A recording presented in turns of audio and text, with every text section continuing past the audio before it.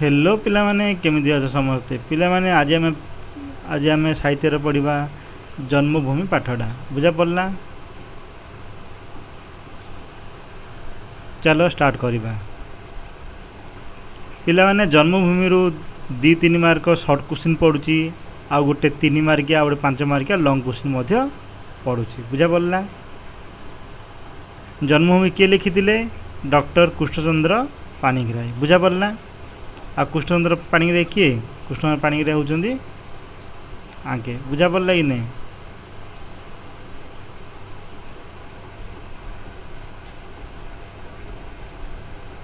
पिला माने लेखकंकर कौन परिचयटा देखा। डॉक्टर कृष्णचंद्र पाणिग्राही जन्मग्रहण करते 1909 मसीह आ देहत्याग होता 1987 बुझा पड़ला। से जड़े कौन प्रख्यात इतिहासविद थिले माने इतिहास विषय बेसी ताके जानी थिले बुझा पड़ला। प्रत्नतत्वविद माने जो कौन जे पुराना जगह गुड़िक विषय से मध्य बेसी जानी थिले बुझा पड़ला। प्रबंधकर माने से प्रबंध बेसी लिखुथिले बुझा पड़ला। ओडिया गद्य साहित्य को से कौन नूतन दिग मध्य देइथिले। से इतिहास संस्कृत और ओडिशार गौरवमय परंपरा तांको रचनार कौन प्रमुख विषय वस्तु थिला बुझा पड़ला। तापर तांकर पूरा ठीक रे देखिबा ताके कौन रचना करथिले आ तांको विषय कौन आ अधिक जानिबा बुझा पड़ला। अध्ययन और अध्यापक मध्य से करथिले कौन करथिले से अध्ययन आ अध्यापनार जीवन पर्यंत मध्य से ऐतिहासिक से कौन जो कौन जो निजे पढ़ुले पिला मानू कौन पढ़ाऊले आउ से मध्य कौन ऐतिहासिकर भूमिका मध्य से ग्रहण करथिले बुझा पड़ला। तेणु तांको नाम कौन डॉक्टर कृष्णचंद्र पाणिग्राही नाम से कौन सुपरिचित थिले बुझा पड़ला। तांकर साहित्य सृष्टि जीवनर अनुभूति संबलित केतक तथ्य को नहीं आधारित अच्छी बुझा पड़ला नहीं। जो तांके जेतिक साहित्य रचना करथिले तांकर कौन तांकर अनुभूति को लेकिन साहित्य रचना करथिले कहला बुझा पड़ला। सहज सावलील शैली रे माने कम रे सहज रे बुझे कहते ऐतिहासिक माने जो जगह कौन अतीत तथ्यवली को कहानी स्पर्श दे माने गोटे कौन कहानी कौन इतिहास को कौन गोटे कौन कहानी हिसाब से तांके लोक मान निकट कौन पहुँचाऊले बुझा पड़ला। से भितर कौन कौन अन्यतम प्रबंध मानस इतिहास और किंवदंती भारतर प्रत्नतत्व विभाग प्रत्नतत्व आ कौन ओडिशा संस्कृति आ कौन इतिहास रे जाजपुर माने इतिहास रे जाजपुर किमी थिला से विषय मत लिखिछन है आ कौन लिखिछन सारला साहित्य रे ऐतिहासिक चित्र आ कौन मो समयर ओडिशा बुझा पड़ला। मो समयर ओडिशा कोटा थिला सेटा मत लिखिछन बुझा पड़ला नहीं। तापरे आमे जो पाठ पढ़िया जन्मभूमि से पाठर सारांशटा कौन बुझा पड़ला। पिला माने आमती कि जेतिकी दरकार आमे से हिसाब से पढ़िया 10th क्लास मोस्ट इम्पोर्टाट आमती जेति दरकार से पढ़ी जावा याडू सियाडू अधिक पढ़ी किसी मतलब नहीं माने तार किसी कौन मूल्य नहीं। जेतिकी आमे पढ़िया आमे तापर कौन प्रैक्टिस करिबा लॉन्ग क्वेश्चन हो शॉर्ट क्वेश्चन तापर कौन प्रैक्टिस करिया बुझा पड़ला। आम कौन अगस्ट मासर शेष सुधा आम कौन सिलेबस आम ट्राए करिया सारी देवाई बुझा पड़ला। ओके जन्मभूमि प्रबंध रे लेखक निज मातृभूमि प्रति कौन गभीर प्रेम श्रद्धा आ गर्वर भाव प्रकाश करिसेंती बुझा पड़ला। निजर मातृभूमि को प्रति कौन गभीर प्रेम श्रद्धा कौन गभीर भाव मध्य कौन से प्रकाश करछंती बुझा पड़ला। मनीष जो माटी जन्म नहीं थाए से माटी सह ताहार कौन अतुट संपर्क मध्य रही था बुझा पड़ला। से जो माटी जन्म नहीं थाए तार कौन अतुट संपर्क मध्य रही था। जन्मभूमि केवल गोटे ବଞ୍ଚିବାର ସ୍ଥାନ ନୁହେଁ। ମାନେ କ'ଣ ଗୋଟେ ସ୍ଥାନ ନାହିଁ ବୋଲି ସେ କହିଲା, ଏକ ସ୍ଥାନ ନୁହେଁ। ଏହା ଆମର ପରିଚୟ। ନିଜର ମାତୃଭୂମିରେ କ'ଣ ମାନେ ଯେଉଁଠି ଜନ୍ମ ନିଜେ କ'ଣ ସେଇଟା କ'ଣ ମାତୃଭୂମି ବା କ'ଣ ଜନ୍ମଭୂମି କ'ଣ ଆମ ନିଜର ପରିଚୟ।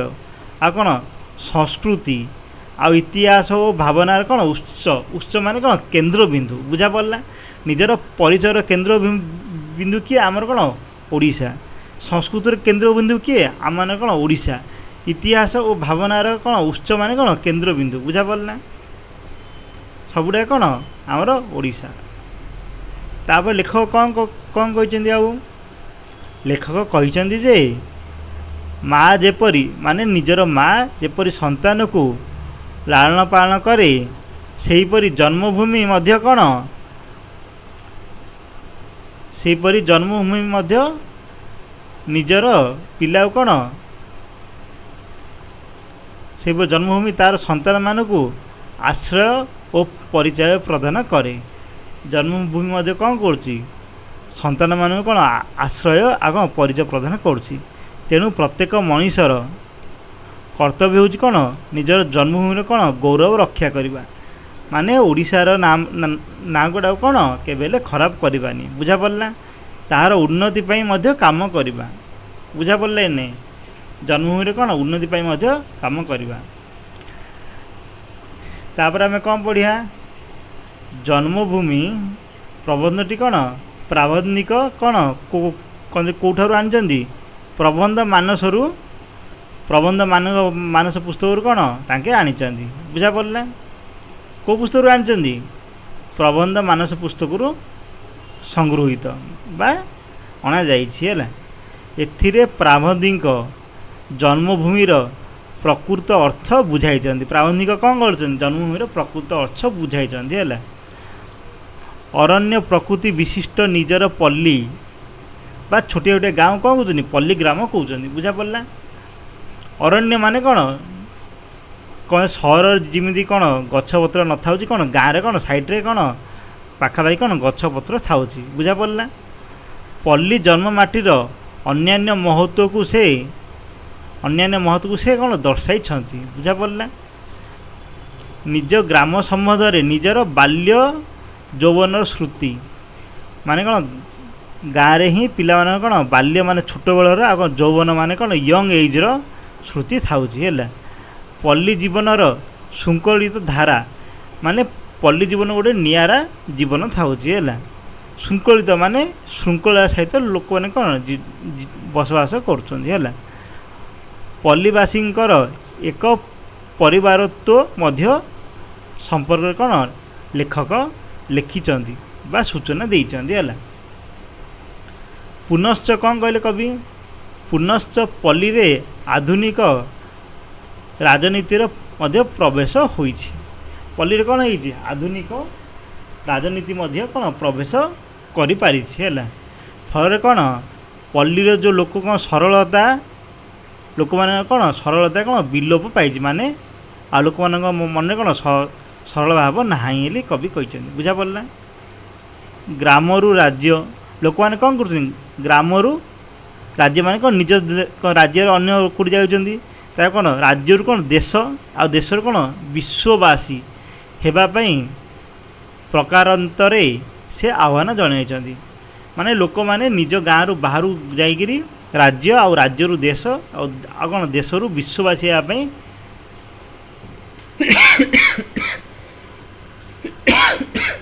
ସେ କ'ଣ କରୁଛନ୍ତି? ଆହ୍ୱାନ ଦେଇଛନ୍ତି। ବୁଝା ପଡ଼ିଲା। ଉକ୍ତ ପ୍ରବନ୍ଧର ମୂଳସୂତ୍ର ହେଉଛି କ'ଣ? ବସୁଧୈବ କୁଟୁମ୍ବକମ୍ ମାନେ ସମଗ୍ର ବିଶ୍ୱକୁ ନିଜର କୁଟୁମ୍ବ ବୋଲି ଭାବିବା। ସେଇ ଭାବନା କ'ଣ ଜାଗ୍ରତ କରିବାକୁ କ'ଣ କବି କହିଛନ୍ତି। ବୁଝା ପଡ଼ିଲା। ଉଦାର ବିଶ୍ୱମାନବ ହେବା ଠାରୁ ଜନ୍ମଭୂମି କ୍ଷୁଦ୍ର ଗ୍ରାମ ଖିଚିଙ୍ଗରେ ଜଣେ ଖିଚିଙ୍ଗ କବିଙ୍କ ଗ୍ରାମ। ବୁଝା ପଡ଼ିଲା। ସାଧାରଣ ନାଗରିକ ହେବାକୁ ପ୍ରାବନ୍ଧିକଙ୍କ ଆକୁଳତା ପ୍ରକାଶ ହୋଇଛି। ମାନେ ନିଜର ଗ୍ରାମ କ'ଣ ଖିଚିଙ୍ଗ ତାଙ୍କର। ବୁଝା ପଡ଼ିଲା। ତା ବିଷୟରେ ସେ କ'ଣ ତାଙ୍କର କ'ଣ ଆକୁଳତା ଭାବ ରହିଛି ବୋଲି କବି ନିଜେ ଲେଖିଛନ୍ତି ହେଲା। तापर जन्मभूमि प्रति किपरि भल पाइबा रखिबा जन्मभूमि प्रति कौन भल पाइबा बुझा पड़ना।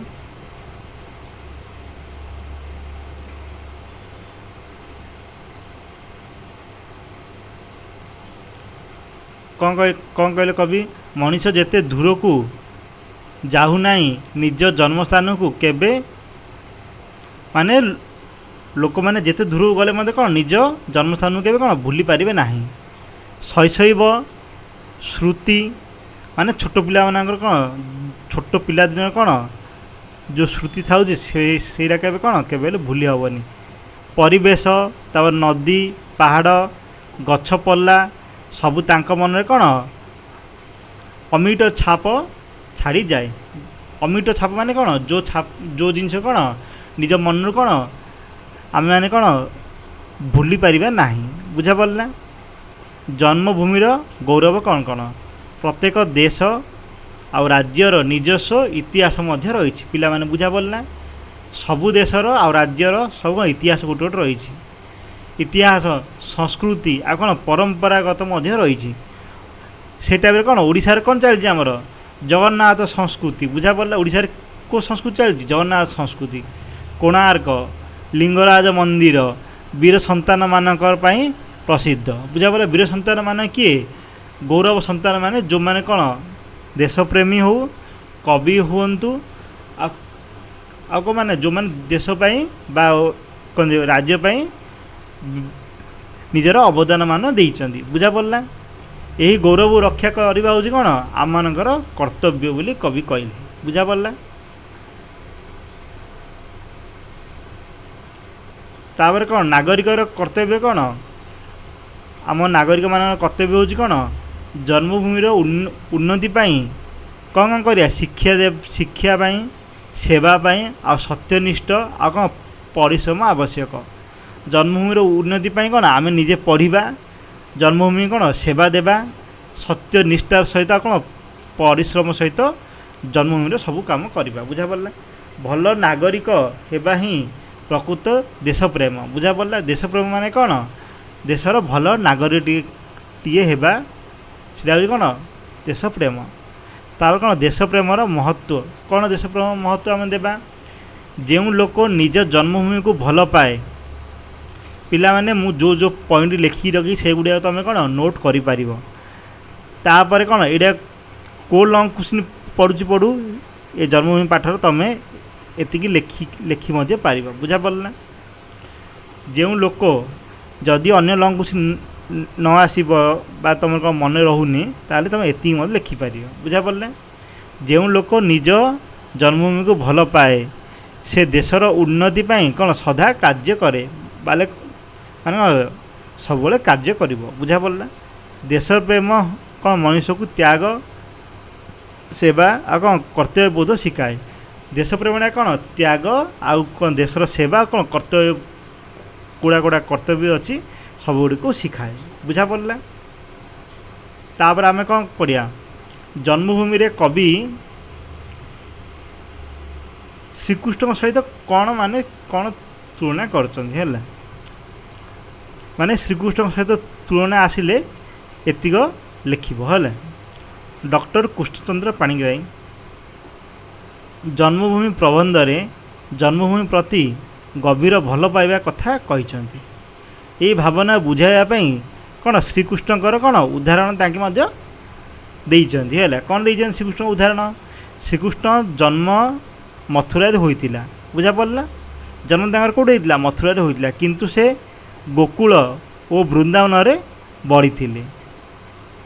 पर से द्वारिका रे कौन है द्वारिका से कौन राजा होइतिली तथापि निज जन्मभूमि और शैशव श्रुति को केबे कौन भूली नथिले माने छोट पिला वाला श्रुति को केबे कौन से भूली नथिले बोली कवि कहले बुझा पड़ला।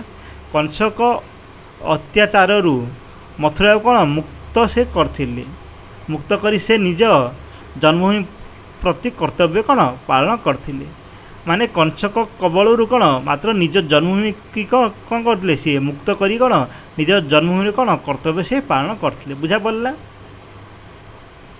पिला माने आमे पाठरू कौन कौन शिखिले ଯେପରି କୃଷ୍ଣ ନିଜ ଜନ୍ମଭୂମିକୁ ଭଲ ପାଇ ତାହାର ରକ୍ଷା କଲ୍ୟାଣ ପାଇଁ କାମ କରିଥିଲେ, ସେହିପରି ପ୍ରତ୍ୟେକ ମଣିଷ ନିଜ ଜନ୍ମଭୂମି ପ୍ରତି କ'ଣ ପ୍ରେମ ଶ୍ରଦ୍ଧା ଓ କ'ଣ କର୍ତ୍ତବ୍ୟବୋଧ ରଖିବା ଉଚିତ। ଏହା ହିଁ ଜନ୍ମଭୂମି ପ୍ରବନ୍ଧର କ'ଣ ମୂଳ ବାର୍ତ୍ତା। ବୁଝାପଡ଼ିଲା। ତାପରେ ଆମେ ପାଠରୁ ମଧ୍ୟ ଆଉ କ'ଣ ଶିଖିଲେ, ଜନନୀ ଓ ଜନ୍ମଭୂମି ସ୍ୱର୍ଗଠାରୁ ମଧ୍ୟ କ'ଣ ଶ୍ରେଷ୍ଠ ବୋଲି ଆମେ ଶିଖିଲେ। ବୁଝାପଡ଼ିଲା। ମଣିଷ ନିଜ ଜନ୍ମଭୂମିକୁ ଭଲ ପାଇବା ଉଚିତ, ତା ପାଇଁ କ'ଣ ସମ୍ମାନ ରକ୍ଷା କରିବା ଓ ଉନ୍ନତି ପାଇଁ ସଦା ସର୍ବଦା କ'ଣ ପ୍ରୟାସ କରିବା ଉଚିତ ବୋଲି କବି କହିଲେ। ବୁଝାପଡ଼ିଲା। ଏଇଟା କ'ଣ ପାଠର ମୂଳ ବାର୍ତ୍ତା।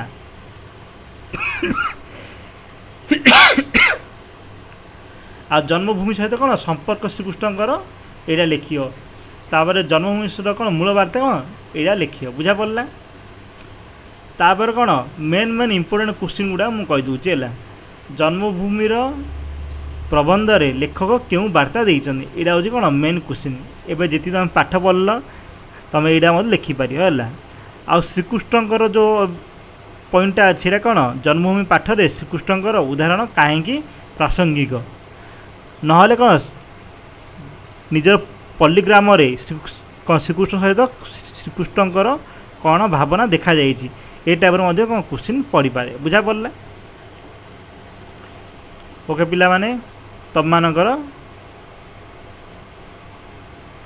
ଆଜିର ଚାପ୍ଟର ଫିନିଶ୍। ବୁଝାପଡ଼ିଲା।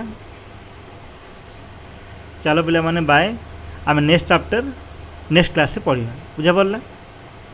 ଓକେ ଚାଲ ବାଏ।